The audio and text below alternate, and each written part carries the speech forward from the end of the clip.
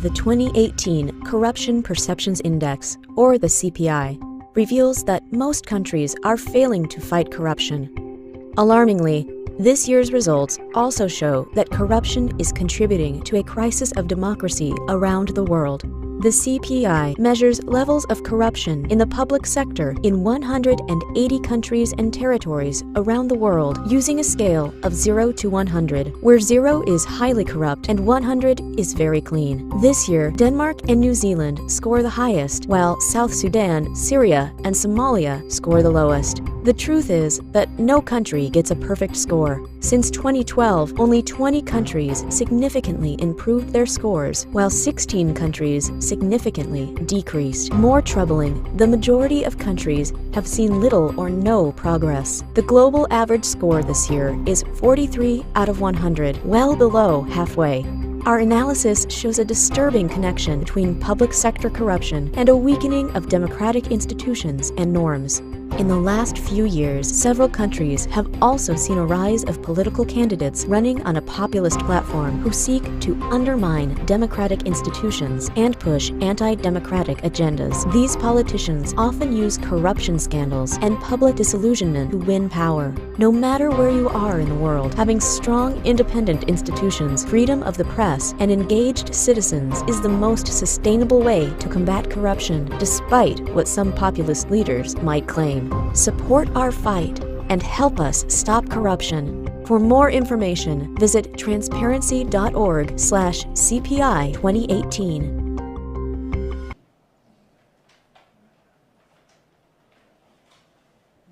Corruption Perception Index, which was launched today, is the CPI for 2018, which is the perceptions of public sector corruption.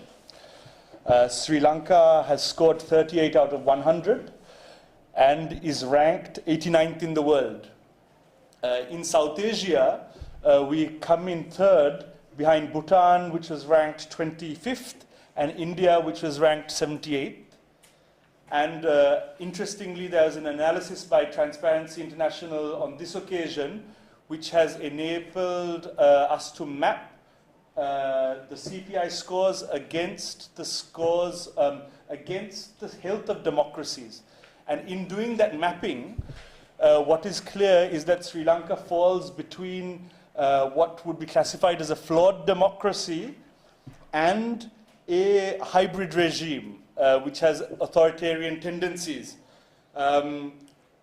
Looking over the past few years, it is clear that there has been an implementation gap between the laws in the books and laws in the way in which they are implemented.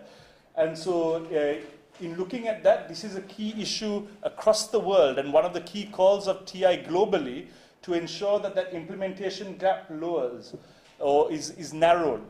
Similarly, we would say that in Sri Lanka, given our particular circumstances, ensuring that there is timely justice is key. So the fact that something is moving along slowly does not necessarily allow for anti-corruption to be adequately tackled. Looking ahead to 2019, there are some key corruption-related cases that will most probably be heard and concluded, and it is essential that the authorities ensure their impartiality and independence in dealing with these matters. And given the elections that may be around the corner, it is essential that that impartiality is really driven home by the authorities that are having to drive this to ensure that election-related interests do not attach to the anti-corruption cases over the coming year. Finally, the last point which I will reiterate is that there is a stagnancy when it comes to the scores for our anti-corruption. We have a score of 38 this year.